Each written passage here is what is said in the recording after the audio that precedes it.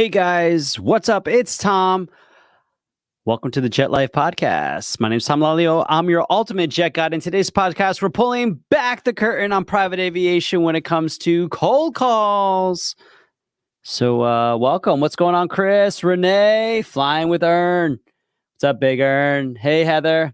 So for those of you joining us, we're just doing some cold calls today, going through the Citation 5 market, actually looking to bring a Citation 5. Julia in the house, bringing a Citation 5 into the market, hopefully this week or next week. And then we've got a 2SP possibly on deck and an SR22. So it's been a busy last couple of weeks doing the cold calls, and I'm not going to be able to do a full hour today. That's why I'm a little bit late, but appreciate you guys hanging out with me. I'm going to go ahead and play some videos for you because sometimes we got to mute the calls for confidentiality when we're calling high net worth individuals. So here we go. Hello and welcome. My name is Tom Lelio, and on this channel, I pull back the curtain on private aviation to help you buy and sell your jet so that you can experience that jet life and have life to the full. On today's video, I'm going to be sharing the 3 reasons that a lot of times when I'm calling through owners, they have a fear of advertising their jet for sale publicly.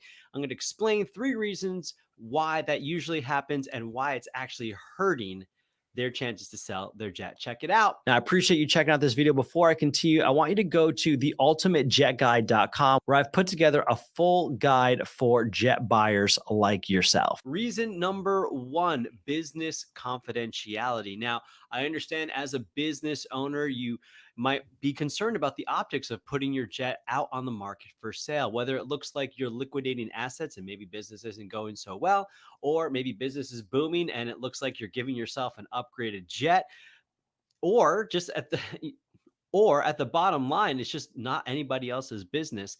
Business confidentiality can be one of the obstacles facing some owners when it comes time for listing. Reason number 2 for people being concerned about advertising their aircraft for sale could be dealing with tire kickers. And that is, perhaps you've done this before and you understand that there's going to be lowball offers, and it's just not worth your time to be entertaining those lowball offers, even though you have full confidence of saying yes or no, you have full control. At the same time, not wanting to deal with tire kickers could be another very valid reason why people don't want to sell their jet and list it publicly. Reason number 3 people don't want to list it publicly could be you've tried it before and it was a bad experience, whether you worked with a broker or not. Maybe you had fees that kind of stacked up, contracts, whatever it was. You tried listing your aircraft for sale publicly before and it was just a bad experience. I totally understand. And now you can hear the voicemail. One of these 3 reasons, make sure you guys get all the else, I understand why owners might be hesitant to list their private jet for sale publicly. However, I will say the reason this is going to hurt your sale is it limits your pool of buyers. Now, consider this. It takes, on average, 7 to 10 to 20 times before someone actually picks up the phone to call on your listing. And what I'm trying to say is it takes somebody to see your ad 7, 10, 20 times. They have to see your ad, be exposed to your ad at least 7 to 10 times before they pick up the phone and make the phone call. So volume is your friend here. Consider that the people who pick up the phone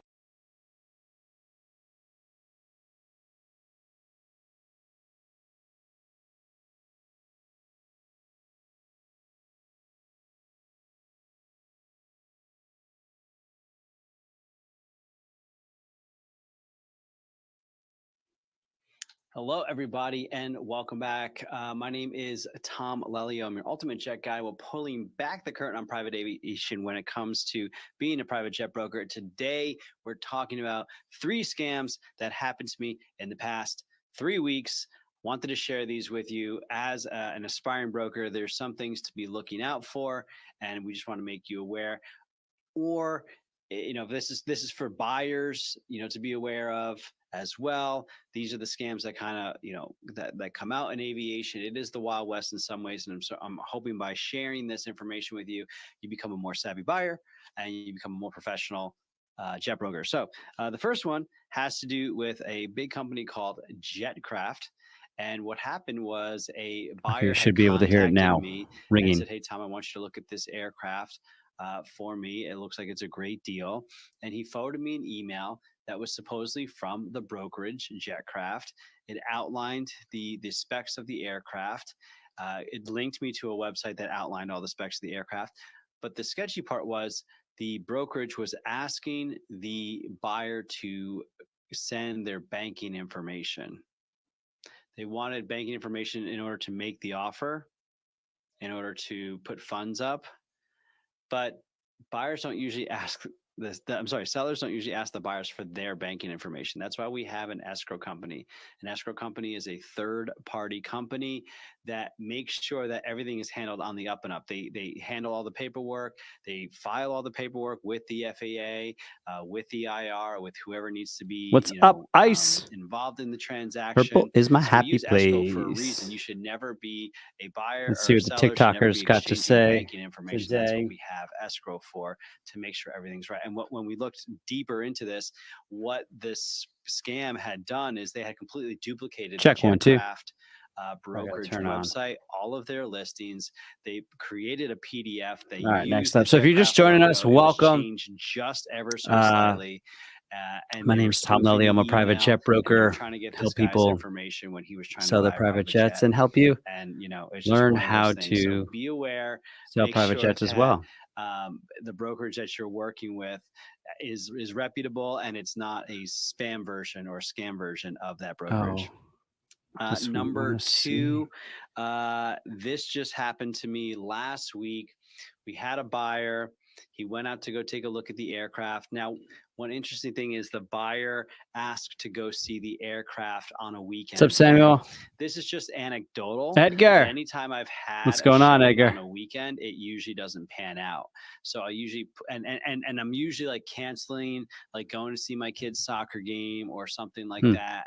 And complete the call. It just never worked out. So in this case, it was even worse because I asked the seller to meet up with the buyer. Call the office number. The seller ended up driving 3 hours to meet with the buyer. All right, you should hear that ringing.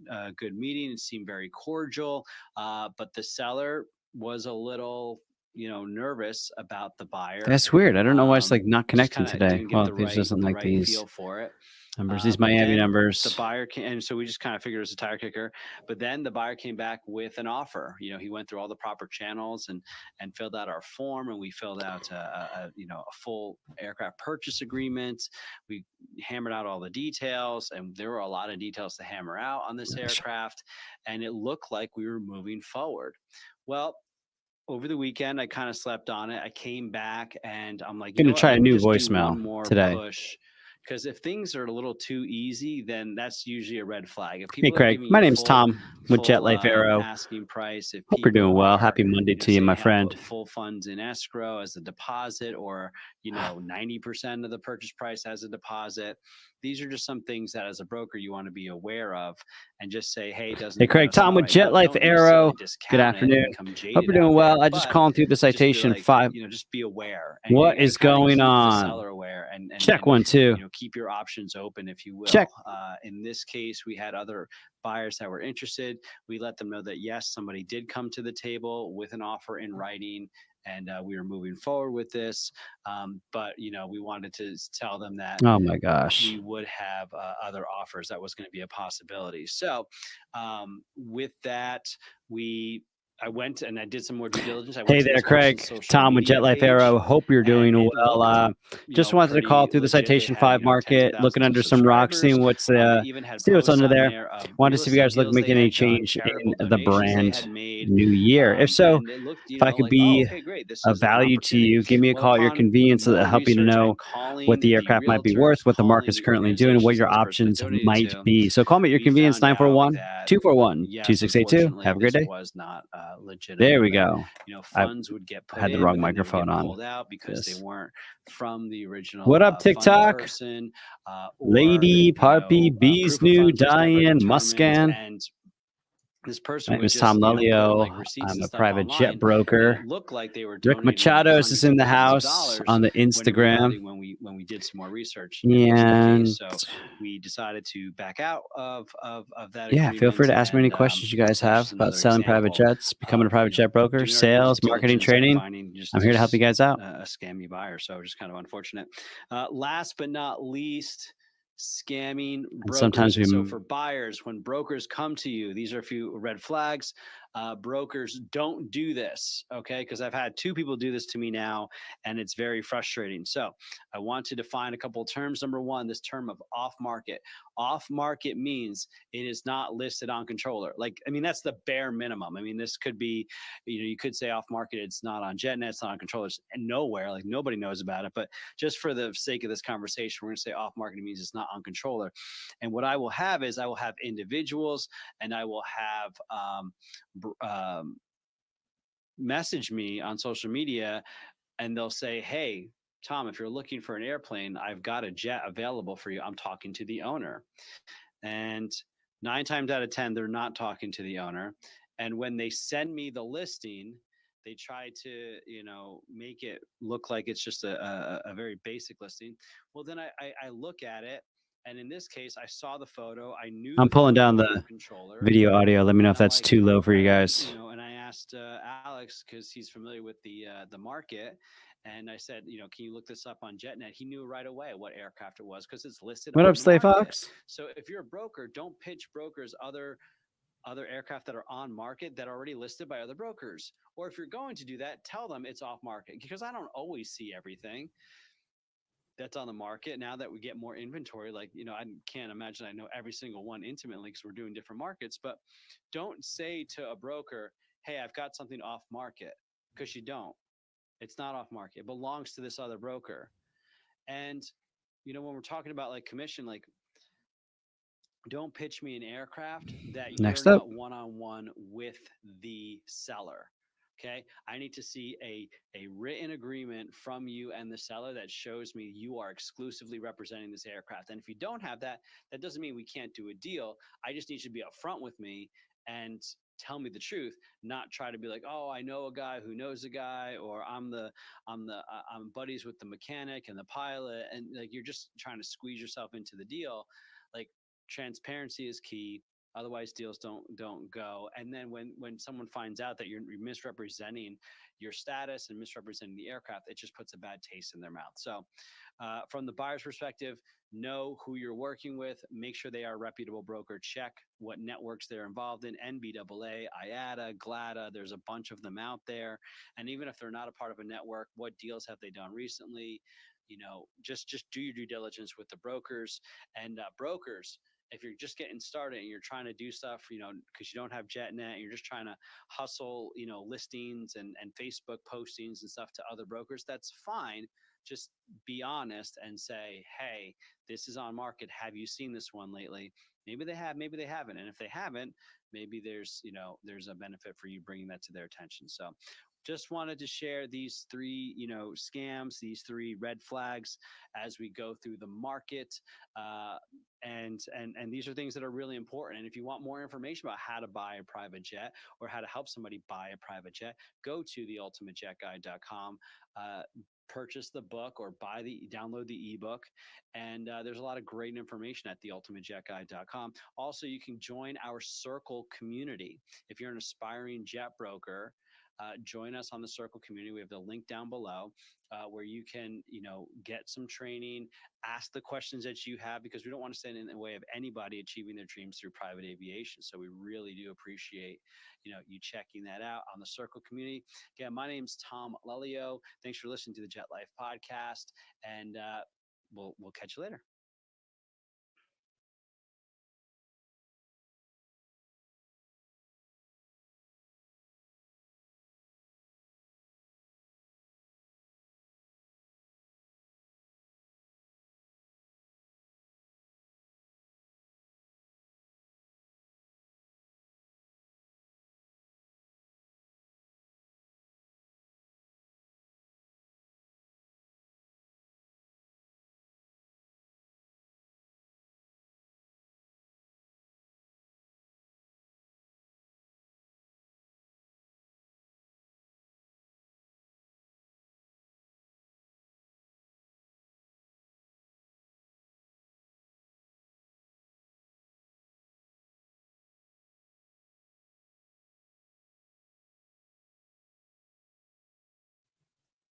All right, that was a really good call.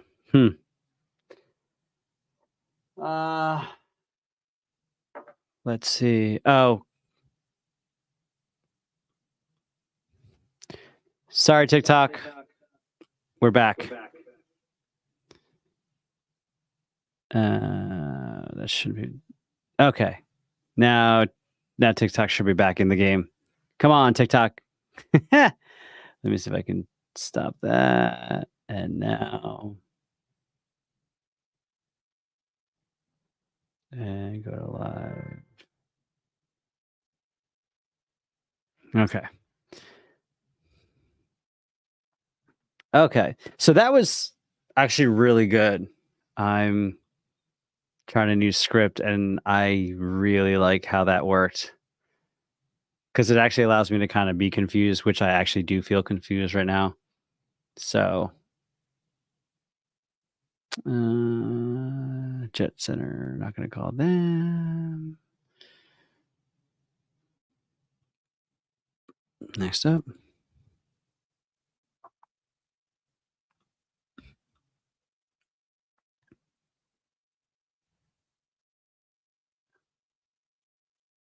Yes. Hello.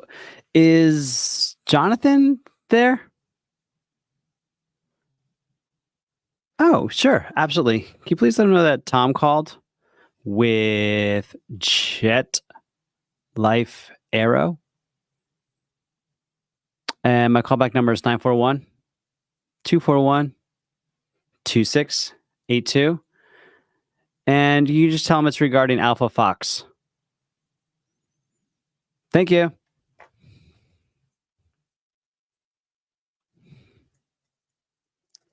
All right, another voicemail.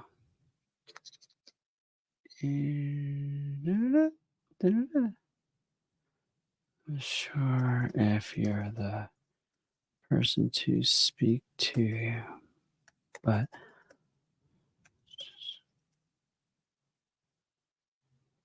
okay, I think I.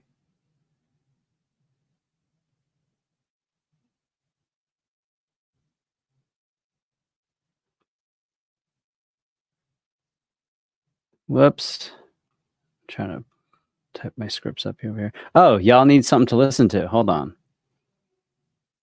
I thought this was going to go right into the next one. What's next? Nope, you guys don't need to listen to Forbes.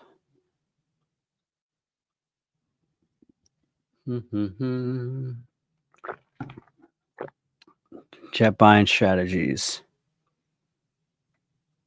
So we're going to talk let's check out. Hey guys, Bob. What's up? So today I'm going to be doing a reacts video. I've never done one of these before, so be kind as far as the editing goes. But today we're pulling back the curtain on private aviation when it comes to should you charter your jet. Check it out.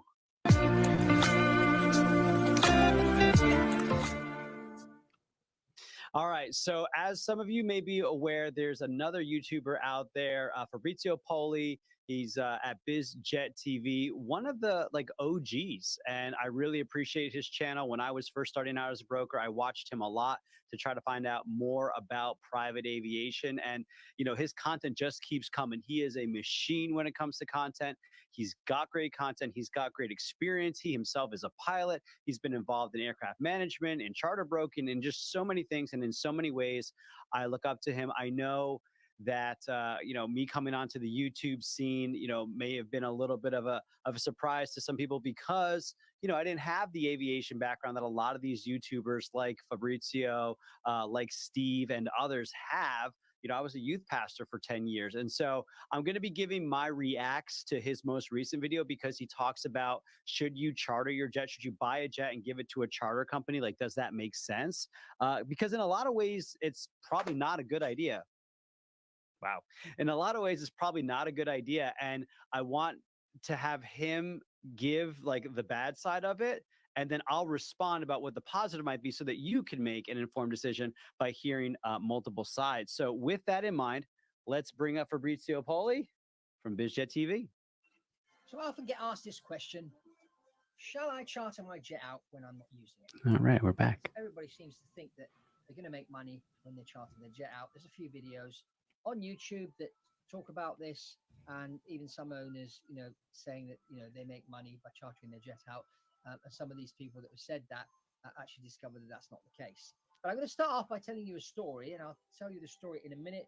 My name is Fabrizio Polli. I'm your aviation advisor and also airline transport pilot and the author of The Quantum Economy. More about my book towards the end of the video. I'll be giving you a special offer to stay to the end. So let me tell you this horror story. Before he gets into the horror story, I just wanted to share. I will tell you that as far as the YouTube channels go, like my most popular videos are the videos that I have that talk about should you charter your private jet? Can you make money by chartering your private jet? So he's absolutely right that there's a couple videos out there because a bunch of them are mine. These two owners, one guy goes out, he buys 2 airplanes, and then he tells his buddy about, I just bought these 2 planes instead of paying taxes. I just bought the planes. I can write off the 100% of the depreciation. And so he bought 2 What jets, up, Instagram? buys 2 jets. Hey, Olivia. Oh, it's good to see you. And on the internet, found somebody, and this somebody said to them, yes, no problem. Well, you buy a Falcon 50, you buy a Challenger 604. We'll buy these other 2 smaller jets as well. What up, TikTok? So these guys went out and purchased the jets. And this guy. Now, I will say it doesn't sound like when these guys went to go buy a private jet, they were working with a broker. And if they were working with a broker, I think that's a really important thing to keep in mind. What kind of broker are you working with? Are you working with someone that just wants to sell you something? And you'll see why whoever they worked with wanted to sell them this jet in a minute in the story. But one of the most important things to notice here is, were you working with a trusted authority? Not just a trusted advisor, someone that, could advise you, but an authority, someone that had, the wherewithal and the experience and the knowledge to actually inform you while you're making a decision. It doesn't sound like that's the case here. And so if that's not the case, well, maybe you can buy a private jet and put it on a charter if you're working with someone that knows what they're doing. I said, I'll charter them out when you're not using them, and the charters will pay for all your flying. Oh, great. Okay, so it's tax write-off. Plane pays for itself. It's not going to cost me anything, and I've got my own jet. If I need it to go somewhere, I can travel with my family or with business executives and use it to go out and do deals. Now, that's important. He mentioned a bunch of things, tax write-off. I can use it whenever I want. It pays for itself. That's not all true. Yes, it can be a tax write-off. That part is true. Can you use it whenever you want? No. And somebody should be telling you that if you put it on charter, you're not going to be able to use it whenever you want. And that's one of the reasons why Fab will later say you shouldn't do it. And I would agree with him. You don't buy a jet and put it on a charter certificate so that you can use it whenever you want, because you will not be able to use it whenever you want. You need to think of this thing like a business tool. It's out of use. You only get to use it once in a while if you're lucky, and if you have good organization skills so that you can schedule yourself ahead. But it's not, you can't use it whenever you want. And when you say it pays for itself, well, that can mean a lot of different things depending on the business model that you're working with when it comes to a charter broker. So, there's 3 stages to a jet paying for itself. Stage 1 is it offsets your fixed costs. It covers your fixed costs. The stage 2 would be you get to fly for free because it's making so much money and has so much demand that when you want to fly it, if you can use it, the excess revenues go into your credit so you can fly. And then thirdly, they actually cut you a check. And this is really hard to do. So just to be clear, I agree with the title and the premise of his video. You probably shouldn't put your jet on a charter operation, but there are ways to do it and there are ways to be successful at it. That's where I have a little bit of a reaction, if you will, to Fab's video. So let's keep going. Let's hear how the story goes. So this is basically, how they were sold the deal.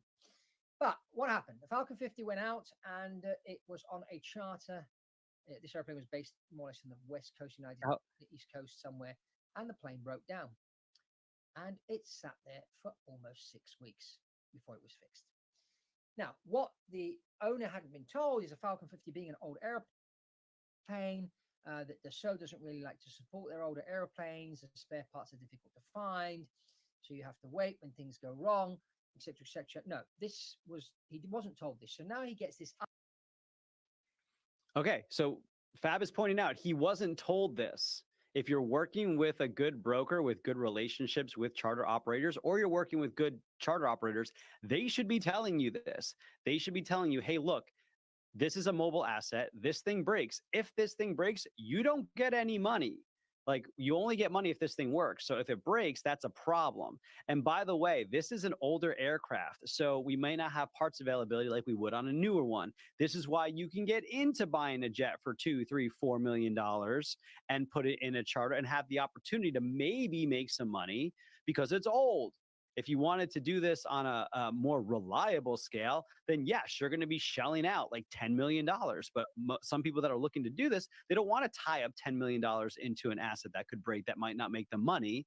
So they go with the $2 to $4 or $5 million jets. And yes, they're going to have problems, but you should be aware of these problems moving into it because you're working with a reputable charter operator. It sounds like the problem in this story is not the business model of trying to offset costs and generate revenue through charter. It sounds like the problem is that they weren't working with someone that they could trust to tell them the information that they need to know so they can make an informed decision. Unscheduled maintenance event, okay, which cost him extra money, which wasn't on the spreadsheet. What up, TikTok? Insta. Time for another call. Alessandro. So that was a really Gia, Casilla, Joseph, Kaylee Foiva. Challenger 604 for 7 million. After a while, discovered that the guy that sold him the plane bought it for 6.25 3 weeks before and sold it him for 7 million. And then the first charter came in after 9 months. Okay, so this is, I love that he brings up this point because unfortunately this is the dark side of private aviation. So a guy sold him a jet for 6 million that he himself had purchased at 6 million. He sold it to the client for 7 million. Hey there, so, Tim. This is Tom with Jet Life Aero. I was wondering if you could help me out for a moment.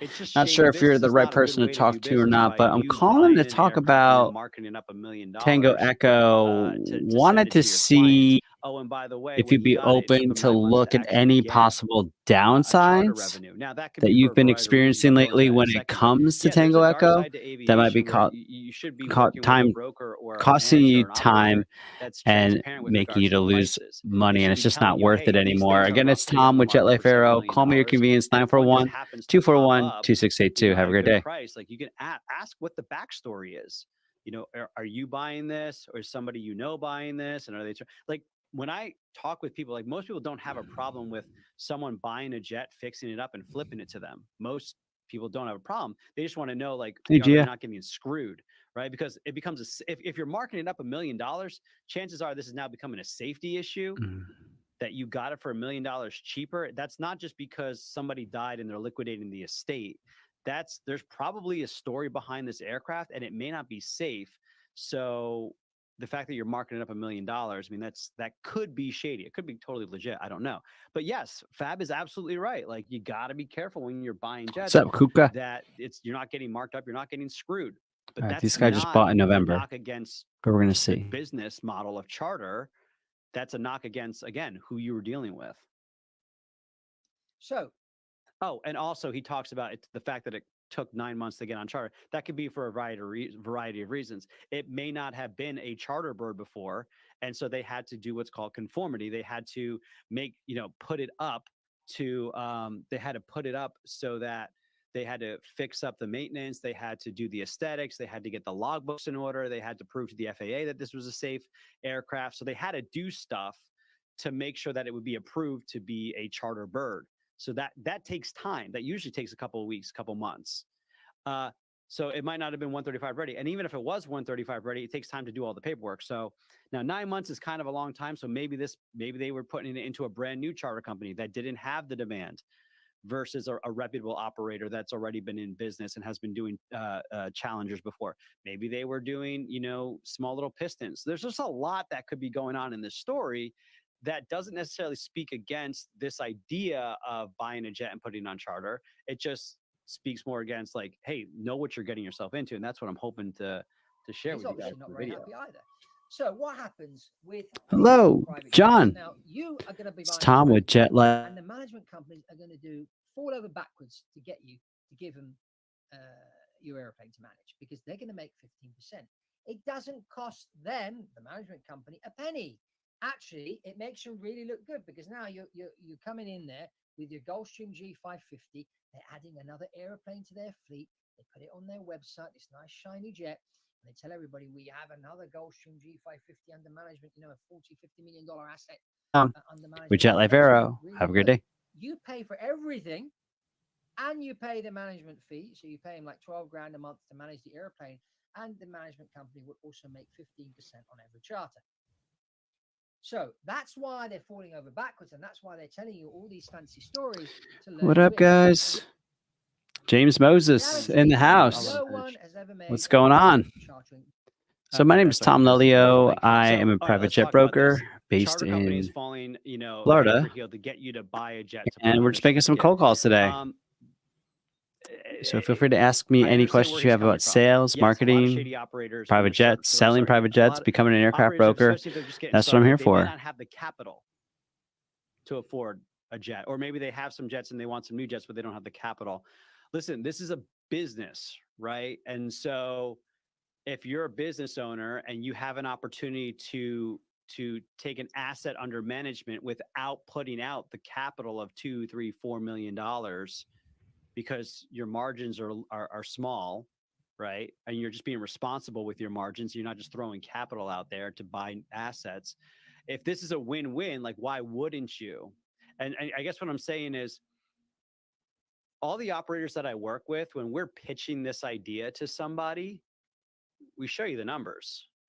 And so if you're working with an operator and you're thinking about doing this, the operator should provide you with the numbers. Answer. So it just rings and rings. Falcon 50, you should go with an operator that owns Falcon 50s, that has access to Falcon 50 training, Falcon 50 parts, Falcon 50 resources, and they can show you the numbers of the past 2, 3, 4 years. Hey, here are the numbers of what we've done in the past. And so if you understand that, what you're working with now, this is not just people throwing fancy stories at you. This is my business. Here are the numbers. If you buy the asset, here's where you're going to make money, right? Because these reports that you're shown when you're thinking about this, it's here's how much it costs, the direct operating costs. Here's how much it costs to operate the aircraft. Here's how much the fixed costs are, the hangar, the pilot, the insurance, all this kind of stuff, right? Okay. If you fly it 400 hours and we charge X, we get this much revenue. Okay. From here, we take our cut. Now you got to subtract the direct operating costs. Now you got to subtract the fixed costs. Here's what you're left with.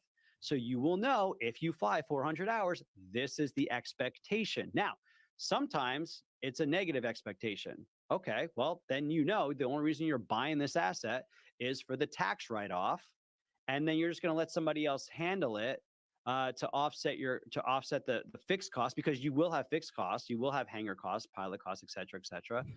So that'll be minimized, and you keep it stretched out a little bit. You can even set a limitation if you want to the charter company and say, listen, I don't want it to go more than 200 hours a year. That just keeps it moving. Nice. Right? So that you're not buying an asset and then parking it and it becomes a paperweight and it's hard to resell. So you'll have these numbers. And yes, you're absolutely right. If something breaks and it can't reach 400 hours for the year, then the numbers get impacted. Or guess what? Jake, there's a demand for charter, and the demand goes up, in the house, and now it has to go out 500 hours. Well, guess what? You're making more money. There's more revenue there. So it goes both ways. And my point being is that you should be talking with an operator. They should be presenting you with things that are important when it comes to the numbers. So we're not just telling fanciful stories, they're showing you the numbers. And if you have a hard time with this, like, that's why you get a broker involved, to be a third party, so that they can kind of translate things that are going on. So you don't feel like you're being taken advantage of by the operators, because you don't know what you don't know. So let's see what else he says. So according to Fabrizio, no one's ever made any money on a charter. I kind of see where he's going with this. I don't think it's true. I've seen the numbers. I've worked with operators. I've worked with owners. It's not true. But let's hear how he phrases it, because it might be right. They're jet out. Just to give you a bit of perspective here, the airlines have to use their airplanes for at least minimum 4,000 hours a year to be able to break even. And in the history of airlines, there's very, very few that have actually made a profit. Bearing in mind, the first flight was in 1903. Here we are today in 2024. And that's a reality. Just, look at the history of airlines and you'll find that out. Okay. So I'm not a statistician. I'm not going to go and look at this stat and that he's throwing out. I'm going to take it at face value. If airlines never make any money, why would anybody own or work for an airline. They wouldn't. Nobody loves aviation that much that they're going to put up with cranky passengers, broken old planes, and constantly changing federal regulations and technology if they don't make money. Okay? So when it comes to charter, listen, I tell people this all the time. If you want to buy a jet and put it on a charter, this is not the vehicle to change your family tree with generational wealth. Okay, go buy real estate, go buy crypto if you want to dabble there, NFTs. I don't care what. Go find another vehicle to buy a business, park your money, build real assets, build a portfolio. Off you go. Great. Okay. Aviation is a game that you can play that if you want to own a jet for the tax write-offs, maybe we should buy and charter. If you're only going to use the aircraft 50, 100, 150 hours a year, maybe we should talk about charter, because now that you're only using it 50 hours a year, and if you can schedule that out, then we can use it the rest of the time for a charter and offset your cost. This isn't a play to offset cost. Now, sometimes it'll offset your cost by 100%, so that you how's it going for hangar and stuff like that. Like I said, guys, I'll be hopping off probably after the next call. So if anybody has any questions, the maintenance bill, the engine blows up, there's about selling private jets, give me a call. You got to write that check. Love to help you out. You're getting into, like, you're responsible for the maintenance, and hopefully the charter operator brings in the revenue. For sales and marketing. They have what we're here for. They're intimately tied to your success. If your plane doesn't work, they can't make money. And so I always tell people, this is a business relationship when you're looking for a charter operator. This is not like just a business. This is not just something that you do, as a business model, but you're forming a business partnership with the operator. So get to know the operator, ask the right questions from the operator so that you feel comfortable. This takes months to kind of like put this into perspective. You don't just go buy a jet and throw it on a certificate because the broker knows a buddy. Like, that would just be shady. So there's all this that kind of goes into it that I think we're getting glossed over. And I get it. People should be weary of doing this. And I think Fabrizio is doing a great job of making that people aware of that. But there's more to the conversation, and fortune favors the bold. And if you're bold, then you might have a shot here of offsetting your cost. And then level 2, maybe you fly for free. All right, guys. Or level 3, you get a check. Oh, sounds good, Rodrigo. Yeah, let's connect tomorrow. I'm going to be heading out for the day. Appreciate it. We'll be back probably live around the same time. So we'll catch you later. Have a good day.